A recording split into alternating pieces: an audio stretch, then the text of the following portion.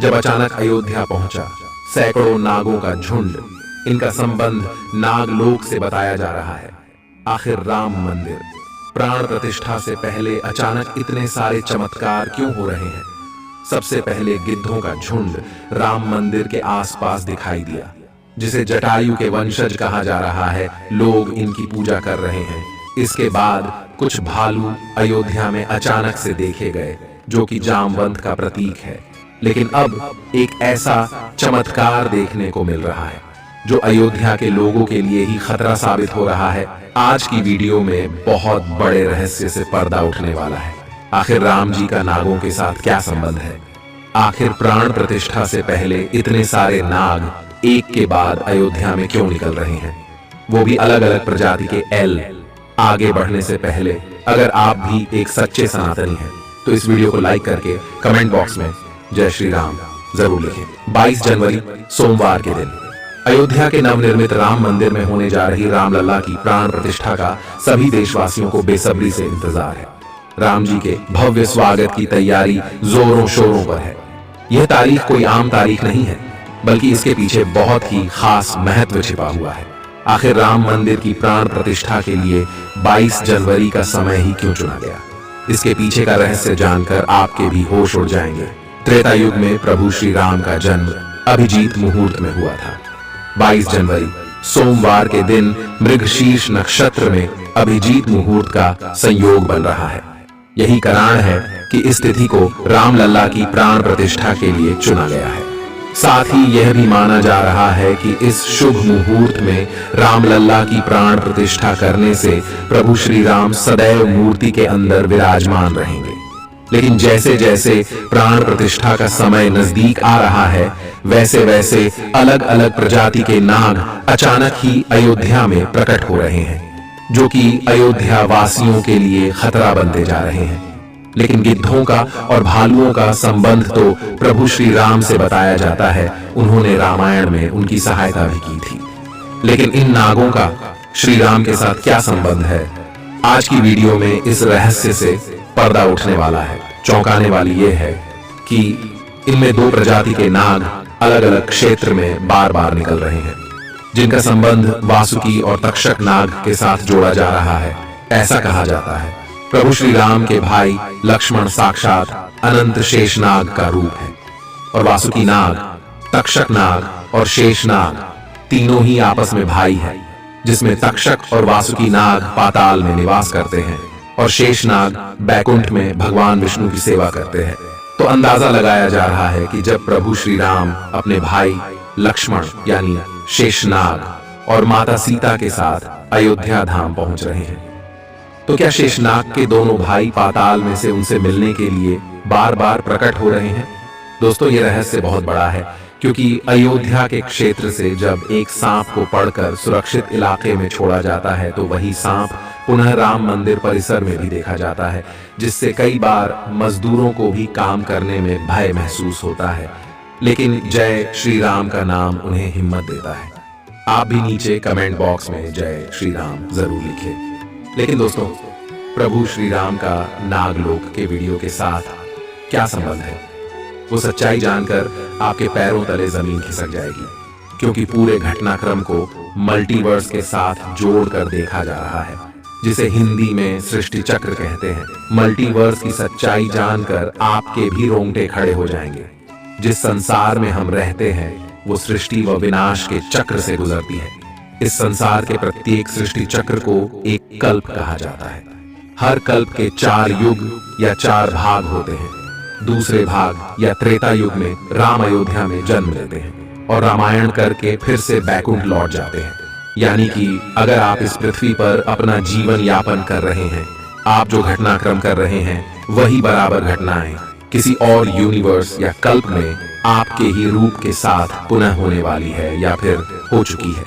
आगे मल्टीवर्स की सच्चाई को साबित करने के लिए एक ऐसी पौराणिक घटना आपको बताएंगे, जिसे जानने के बाद आपको भी मल्टीवर्स की सच्चाई पर यकीन होने लगेगा। इस दुनिया में केवल 3 विद्वानों को मल्टीवर्स को देखने की और उनमें जीने की, टाइम ट्रैवल करने की इजाजत दी गई है, जिसमें पहले है वासुकी नाग, दूसरे हैं तक्षक नाग और तीसरे हैं काकभूषुंडी देव।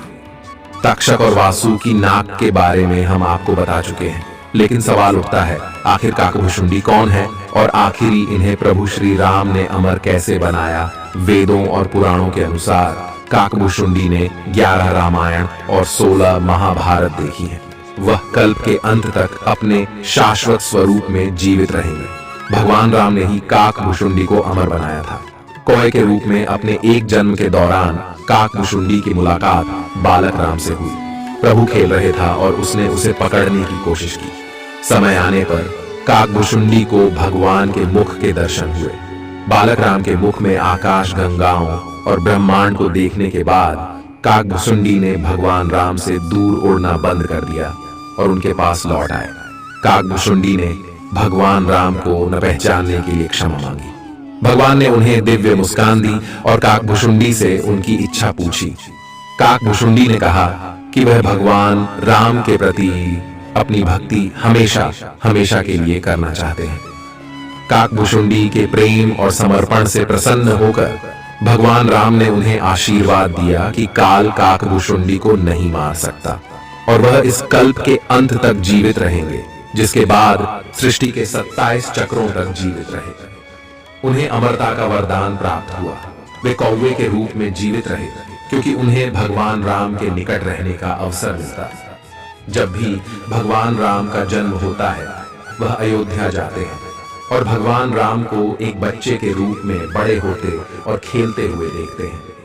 यह भी हो सकता है काकभुशुंडी अयोध्या में भी हाल फिलहाल मौजूद हो और राम मंदिर के निर्माण कार्य को अपनी आंखों से देख रहे हो। यानी कि यह तीनों विद्वान अपनी मर्जी से किसी विकल्प यानी यूनिवर्स में जा सकते हैं, टाइम ट्रेवल कर सकते हैं। और अयोध्या में अचानक से नागों का पाया जाना, वो भी राम मंदिर प्राण प्रतिष्ठा से पहले, तो इनका संबंध भी वासुकी और तक्षक नाग से लगाना गलत नहीं होगा। इन नागों के दर्शन मात्र से भक्तों का उद्धार हो जाता है। लेकिन कई लोग होंगे जो अभी भी मल्टीवर्स यानी सृष्टि चक्र को मानने को तैयार नहीं होंगे।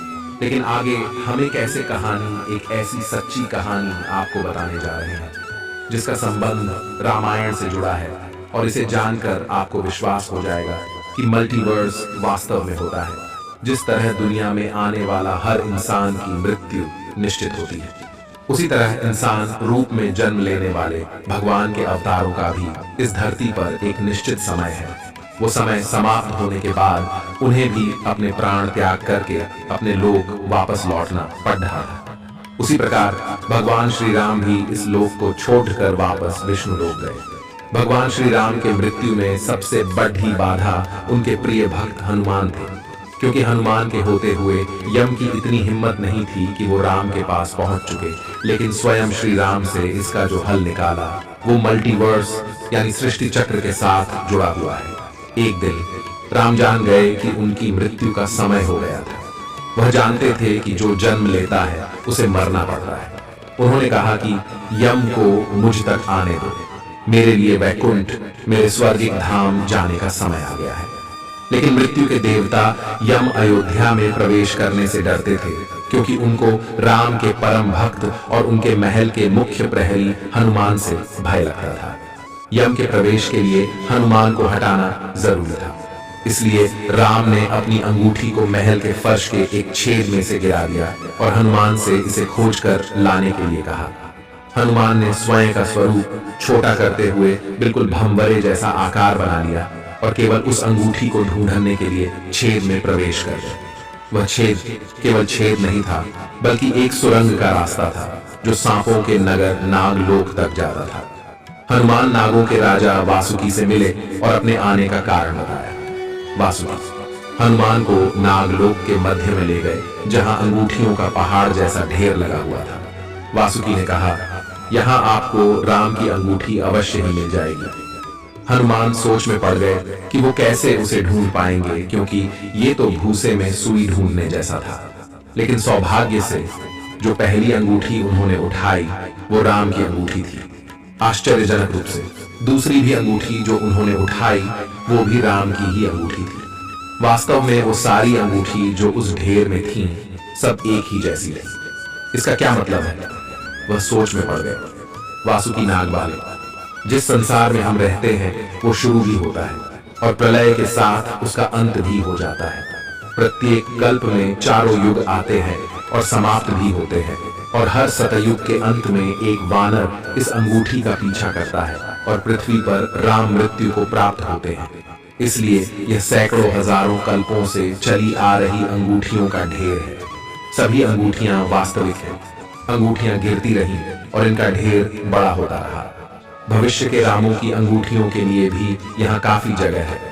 हनुमान जान गए कि उनका नाग लोक में प्रवेश और अंगूठियों के पर्वत से साक्षात कोई आकस्मिक घटना नहीं थी। यही मल्टीवर्स का रहस्य था। ये राम जी का उनको समझाने का मार्ग था कि मृत्यु को आने से रोका नहीं जा सकेगा। राम मृत्यु को प्राप्त होंगे, संसार समाप्त होगा, लेकिन हमेशा की तरह संसार पुनः बनता है और राम भी पुनः जन्म लेंगे। इस घटना के बाद प्रभु श्री राम सरयू नदी में समाहित हो गए। उनके साथ अयोध्या का एक एक वासी भी सरयू नदी में समाहित हो गया। यहाँ तक कि कीट पतंगे और अयोध्या के पशु पक्षी भी सरयू नदी में समाहित हो गए। ऐसा कहा जाता है अयोध्या में जितने भी रहिवासी रह रहे थे वह सभी देवी देवताओं के ही अंश थे, जो प्रभु श्री राम की लीला को अपनी आंखों से देखने के लिए अयोध्या में रहवासियों की तरह रह रहे थे। जब रामायण काल पूरा हुआ तो वह भी प्रभु श्री राम के साथ अपने अपने धाम लौट गए। मात्र अयोध्या का भूभाग ही बच गया और वर्षों तक यह भूमि यूं ही पड़ी रही। बाद में श्री राम के पुत्र महाराज कुश ने अयोध्या को फिर से बसाया। इसका वर्णन कालिदास के ग्रंथ रघुवंश में मिलने की बात कही जाती है। रामायण के अनुसार कुश ने ही सर्वप्रथम पत्थरों के खंभों वाले मंदिर का अपने पिता श्री राम की पूज्य जन्मभूमि पर निर्माण करवाया। वहीं जैन परंपराओं के मुताबिक अयोध्या को राष्ट्रदेव ने फिर से बसाया था। भविष्य पुराण के अनुसार उज्जैन के महाराज विक्रमादित्य ने ईसा पूर्व में एक बार फिर से दूसरी बार उजड़ चुकी अयोध्या का निर्माण करवाया। धार्मिक ग्रंथों के अनुसार उन्होंने अयोध्या में सरयू नदी के लक्ष्मण घाट को आधार बनाकर 360 मंदिरों का निर्माण करवाया था। वे भगवान विष्णु के परम भक्त थे और इसीलिए उन्होंने ही श्री राम जन्मभूमि पर एक भव्य मंदिर का निर्माण करवाया था। हिंदू पक्ष का दावा रहा है कि बाबर से पहले भी 1833 में मुस्लिम आक्रमणकारी सालार मसूद ने जन्मभूमि मंदिर को ध्वस्त कर दिया था। अयोध्या में राम जन्मभूमि मंदिर पर विवाद की कहानी की 1528 से शुरू हुई। हिंदुओं का दावा रहा है कि मुगल आक्रमणकारी बाबर ने उस पवित्र जगह को तोड़कर उस पर मस्जिद का निर्माण करवा दिया। अयोध्या राम जन्मभूमि। बाबरी मस्जिद विवाद पर अपना ऐतिहासिक फैसला देते समय सुप्रीम कोर्ट ने उन सिख ग्रंथों को भी अहम सबूत माना है, जिसके मुताबिक सिख धर्म के संस्थापक गुरु नानक देव जी आक्रमणकारी बाबर के भारत आने से पहले ही भगवान राम की जन्मभूमि के दर्शन के लिए अयोध्या पहुंचे थे। गुरु नानक देव जी 1510 से 1511 के बीच अयोध्या आए थे, जबकि बाबरी मस्जिद 1528 में बनाई गई थी। इतिहासकारों के अनुसार वहां पर बाबर के कहने पर उसके एक सूबेदार ने मस्जिद का निर्माण करवाया था। 23 दिसंबर 1939 को राम जन्मभूमि मंदिर के इतिहास में एक बार से जबरदस्त मोड़ आ गया। उस दिन रामलला की प्रतिमा मस्जिद के अंदर अचानक से विराजमान पाई गई। ये विवाद इतना बढ़ा कि आखिरकार तत्कालीन सरकार उस ढांचे को विवादित मानकर उस पर ताला लगवा देना पड़ा। ढांचे के अंदर नमाज रुक गई, लेकिन बाहर राम चबूतरे और परिसर के बाकी हिस्सों में पूजा अर्चना निरंतर चलती रही। 6 दिसंबर 1992 को अयोध्या में राम जन्मभूमि आंदोलन से जुड़े लाखों कार सेवक जुटे थे। उन्होंने ही उस विवादित ढांचे को ध्वस्त कर दिया। भगवान रामलला ढांचे से निकलकर अस्थायी टेंट में आ गए। यानी कि राम मंदिर का इतिहास बहुत बड़ा है। कई लोगों के संघर्ष की कहानी है और कई कार सेवकों के बलिदान का प्रतीक है। भले ही हम इस संघर्ष में भाग नहीं ले सके, लेकिन यह हमारा सौभाग्य है कि हम राम मंदिर को बनता हुआ अपनी आंखों से देख रहे हैं। अगर आज की यह खास वीडियो आपको पसंद आई है तो सच्चे सनातनी इस वीडियो को लाइक करके हमारे चैनल को सब्सक्राइब जरूर करें। हर हर महादेव।